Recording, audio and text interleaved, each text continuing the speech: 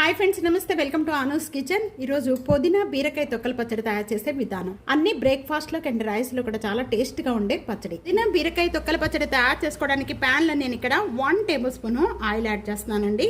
ఒకటి ఎండుమిర్చితో, రెండవది పచ్చిమిర్చితో కూడా తయారు చేసుకోవచ్చు. నేను ఈ రోజు ఎండుమిర్చితో తయారు చేస్తున్నాను. నేను కూడా 1 టేబుల్ స్పూన్ పల్లీలు యాడ్ చేస్తున్నాను. 1/2 టేబుల్ స్పూన్ మెంతులు, 1 టేబుల్ స్పూన్ ధనియాలు, 1/2 టేబుల్ స్పూన్ జీరా.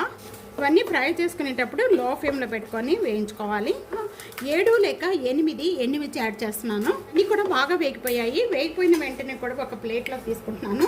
సేమ్ ప్యాన్లోనే 1 టేబుల్ స్పూన్ ఆయిల్ యాడ్ చేస్తున్నాను. ఆయిల్ బాగా కాగిపోయిన వెంటనే 2 గుప్పుళ్ళు బీరకాయ తొక్కలు, వీటితో పాటు 1 గుప్పుడు పుదీనా కొత్తిమీర, వీటితో పాటు కొద్దిగా కరివేపాకు, 4 వెల్లుల్లిపాయ రెబ్బలుగా చింతపండు, చిన్న ఉసిరికాయంతో పాటు 1 టమాటా. ఇవన్నీ కూడా యాడ్ చేసుకుని వెంటనే మూత పెట్టేసుకుందాము. మూత పెట్టేసుకొని మీడియం ఫ్లేమ్లో మగ్గించేసుకో. 3 మినిట్స్ అయిపోయి ఇప్పుడు ఓపెన్ చేద్దామండి మూత. ఈ విధంగా బాగా మగ్గిపోయిన వెంటనే కూడా ఇంకా స్టవ్ బంద్ చేసేస్తాను. ముందుగా మిక్సీ జార్లో యాడ్ చేసేస్తాను.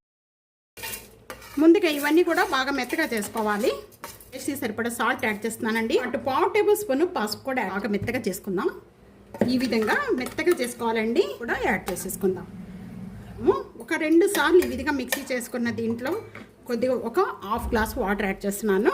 వాటర్ పోసుకొని కొద్దిగా ఈ విధంగా మెత్తగా చేసుకోవాలండి. ఈ చేసుకున్న చట్నీ అంతా కూడా ఇప్పుడు తాలింపు పెట్టుకునే విధానం. ప్యాన్లో 3 టేబుల్ స్పూన్ ఆయిల్ యాడ్ చేస్తున్నాను. రెబ్బలు యాడ్ చేసుకున్నాను అండి. వెల్లుల్లిపాయ రెబ్బలు, శనగపప్పు, మినప్పప్పు, ఆవాలు, జీరా, ఈ పోపు గింజలన్నీ కూడా యాడ్ చేస్తున్నాను. అని 1 ఎండుమిర్చి. ఇలా పోపు గింజలన్నీ బాగా వేగిపోయినాయండి. కొద్దిగా వీటితో పాటు చేస్తున్నాను. అలాగే కొద్దిగా కరివేపాకు. స్టవ్ బాన్ చేసేసుకుంటాము. స్టవ్ బాన్ చేసిన వెంటనే ముందుగా మన మిక్సీ జార్లో చట్నీ అంతా ఈ తాలింపులోకి యాడ్ చేసేస్తున్నాను. ఇది బాగా కలుపుకోండి. చట్నీ అంతా రెడీ అయిపోయిందండి. వేడి రైస్లో కొద్దిగా నెయ్యి వేసుకొని దీంతో పాటు ఆమ్లెట్ కానీ అప్పడాలు కానీ వేసుకొని తిన్నారంటే అసలు ఇంకేం హక్కలేదండి. అంత టేస్ట్గా ఉంటాయి. చాలా బాగుంటాయండి. ఇట్లాగా చేసుకొని తీసుకోండి. హెల్త్ కూడా చాలా మంచిది. 1 వారం రోజుల వరకు కూడా మనం స్టోర్ చేసి పెట్టుకోవచ్చండి. పాడవద్దు. చేయండి. వీడియో నచ్చితే కనుక ఫ్యామిలీకి, ఫ్రెండ్స్కి video share and like, comment, subscribe చేసుకోవడం అస్సలు మర్చిపోవద్దు. ప్రక్కనే ఉన్న బెల్ ఐకాన్ ప్రెస్ చేయడం అసలు మర్చిపోకండి. Thank you for watching.